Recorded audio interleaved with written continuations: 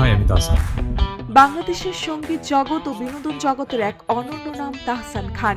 গায়ক, অভিনেতা, শিক্ষক সব ভূমিকাতেই তিনি ছিলেন সফল ও জনপ্রিয়। তবে এবার যেন সত্যি শেষ হলো তাহসানের সুরের সফর। আগে জানিয়েছিলেন আর গান গাইবেন না তিনি, সেই কথারই প্রতিফলন ঘটল নিজের জন্মদিনে। প্রকাশ করলেন জীবনের শেষ গান।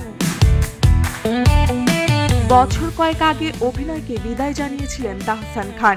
এরপর সঙ্গীত থেকেও অবসরে যাওয়ার ঘোষণা দেন। এক সাক্ষাৎকারে বলেছিলেন, 3টা গান তৈরি আছে, কিন্তু আর রিলিজ করব না, শুধু পোর্সেলিনা তাহসানের প্লেলিস্ট এর শেষ গানটা প্রকাশ করব। কথাই ঠিক রাখলেন তিনি। শনিবার 18 অক্টোবর নিজের জন্মদিনেই প্রকাশ পেল তার শেষ গান প্রাকৃতিক।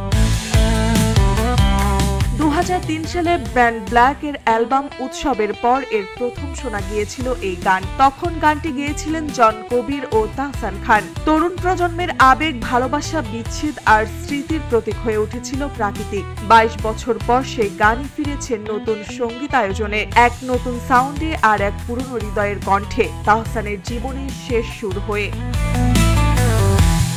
গানটির কথা ও সুর অপরিবর্তিত রাখা হলেও এবার যুক্ত হয়েছে সময়োপযোগী যন্ত্রসঙ্গীত ও আধুনিক সাউন্ড ডিজাইন। পোর্সেলিনা ব্যানারে প্রকাশিত হয়েছে এটি পোর্সেলিনা তাহসান প্লেলিস্টের শেষ অধ্যায় হিসেবে। এই প্রকল্পের মাধ্যমে তাহসানের গাওয়া জনপ্রিয় কিছু গানকে নতুনভাবে শ্রোতাদের সামনে উপস্থাপন করা হয়েছিল।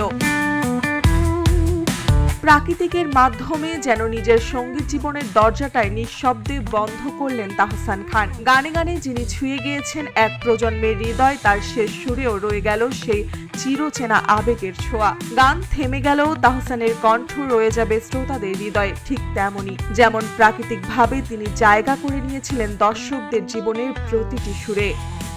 মার্জিয়া মৌ, রূপালী বাংলাদেশ।